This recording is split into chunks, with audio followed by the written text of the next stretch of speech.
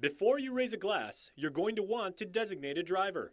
There will be zero tolerance DUI enforcement checkpoints, and more police officers will be put out on the road to catch drunk and drug drivers before they hurt themselves or someone else. Remember, they will see you before you will see them.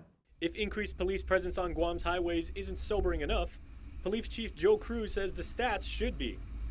In 2015, there were 9 traffic-related fatalities, 4 of which were related to alcohol.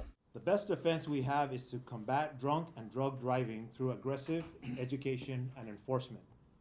Impaired driving is one of America's most common and deadliest crimes. Lives are tragically cut short in traffic crashes involving drunk, drugged, and distracted driving. Impaired driving not only puts the driver at risk, it threatens the lives of passengers and all others who share the road. As a former cop himself, Lieutenant Governor Ray Tenorio says officers are trained to know when a drunk driver is behind the wheel. I remember when I was going through DUI training, I realized one statistic that I always found was true is like 66% of the time when you see a vehicle going down the road without the headlights on at night, that guy's drunk, most of the time. There are a lot of similar statistics. In the hopes of saving lives and keeping the holidays a time for celebration rather than tragedy, he signed a proclamation declaring December to be Impaired Driving Prevention Month.